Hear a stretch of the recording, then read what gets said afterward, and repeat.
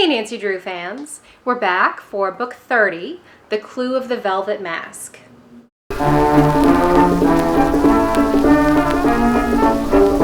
Originally published in 1953 and revised in 1969, this was another hole in my collection, so this time I have the 1995 reprint. This was the final book written by ghostwriter Mildred Wirt Benson. After this one, all writing was brought in-house to the syndicate because apparently they didn't have a great deal with publisher Grosset and Dunlap and were still only earning 5 cents per book despite the huge popularity of the series.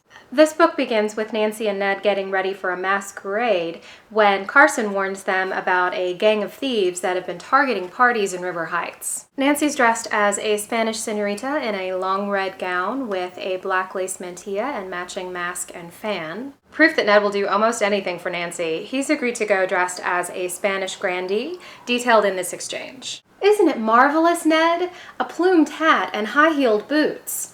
A white neck ruff, too, and lace cuffs." Ned gave an indignant snort. "You expect me to wear that?" "You'll make such a distinguished-looking escort," Nancy coaxed. "Please, Ned." Here's the illustration of Ned in costume striking a theatrical pose. Mr. Drew was right, and Nancy has her first run-in with the thieves who, thanks to a case of mistaken identity, leave her with 2 key clues: a black mask and a cryptic-sounding message. She unfolded the message and read it in an undertone. "Eastport Trellis Company offers second-hand window sash on cash terms. In case of rain, every cloud has a silver lining." Nancy makes quick work of deciphering the code on page 11, and by page 13, she's been captured by the criminals for the first time. This scenario, where Nancy catches the thieves red-handed only to be captured, repeats throughout the book, including my favorite, where she is rolled up in a comforter and some coats at a party. Once again, Nancy gets repeated warnings to stop, not only from the criminals, but also from her loved ones. First from Hannah. "Just you wait, Nancy Drew. Someday you won't be able to find a way out. I worry all the time about you and your father. 2 of a kind."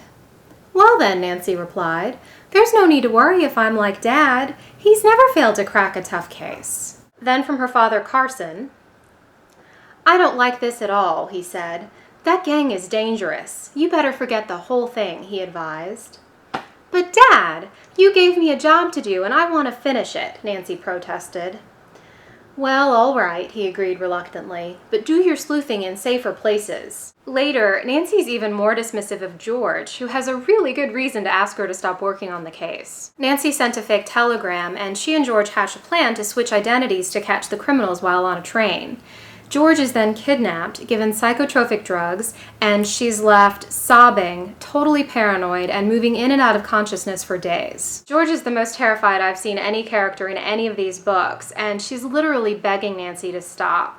She doesn't recover for the next 100 pages, during which time Nancy pretty callously lies to George's face about her work on the case and encourages Bess to do the same. Despite a little help from her friends, this is pretty much the Nancy show. The action really fills the 176 pages, leaving no time for making fun of Bess moments and just a few mentions of food and clothes. Nancy and Bess take sandwiches and a thermos of milk on a scouting mission. In addition to the earlier costumes, Nancy wears a sheer yellow gown with gold accessories to a party, and later she dresses up in costume as a coat check girl, wearing a well-tailored black dress with white cuff and collar and a dainty ruffled white hat.